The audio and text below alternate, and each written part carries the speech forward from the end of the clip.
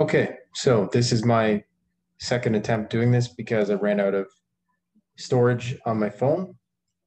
So the topic right now is, should you start a social media marketing agency going into the second half of 2021 or in 2022? And I'm going to let you decide. So I'm just going to give you the biggest reason why you should and the biggest reason why you shouldn't. Okay, so the biggest reason why you should is there is a good amount of money to be made relatively quickly if you know what you're doing. So if you know what you're doing with this, you can quickly get sales.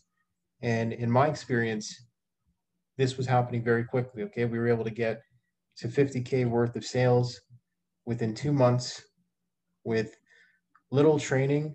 Okay. But I did have some help with a coach, but this is not a traditional coach. It's not a super well-known coach. And that's what I'm saying is all you need is all you're going to need is a little bit of training. You need to know how to run ads. You need to know how to attract customers. You need to have a good sales process. And then you need to know how to run the ads for your clients as well. So if you can do those three things, you can run a social media marketing agency. And it's not that difficult.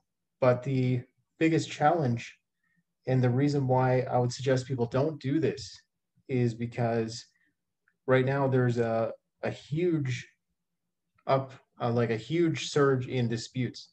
And what ends up happening is even if you have good marketing, you run into these disputes where people just say at the end of the month, you know what, this was the biggest bill on my debit or credit this month.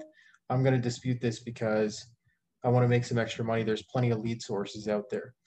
So unless you have a super unique business, which doesn't guarantee that it's going to fix this problem, this is going to be an issue for you. So you have to keep that in mind. And if you're trying to work with someone like Stripe, which I really don't recommend, never use Stripe. They're a terrible payment processor. Okay, there's consistently, I look at Go High Level Support, and I see that people are saying, hey, they're holding $50,000 to $100,000 worth of sales right now. And that's absolutely ridiculous. They do that. They shut down accounts. They've shut down multiple accounts for me. And all it takes is out of 50 customers for me, the first approximately two of them, hit the dispute feature on their credit card. However, they did that, what they called the company or whatever. Even though one of them said it was a mistake to me and said, okay, I'm taking it off. That's all it took for Stripe to shut down my payment processing. So you can see it's not an easy thing to handle these disputes, and it can cause a lot of trouble. So you do need to have multiple payment processors.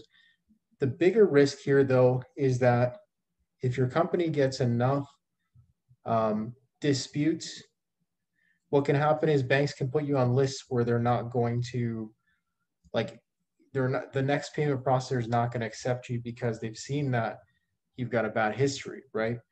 So this is an issue. This is a thing you have to watch out for. And it's for this reason I don't recommend people starting it. The only way I would recommend you start this is if you know the industry you're getting into, you've got a product that is different. Okay, I know some of you can copy, sure, you can copy a model that's working, but nobody should know that that model exists otherwise, because if they think they can get the same product somewhere else, they're just going to hit dispute. So anything you can do to reduce these disputes, having really good customer support, making sure that you're on top of your marketing and doing everything you can to prevent them is essential. But it doesn't guarantee that this is going to work out. So my best advice, get a coach if you're going to do it, and try it out. You can make a lot of money with it. It doesn't guarantee that you're going to be successful with it long term. So keep that in mind, and I'll let you decide for yourself.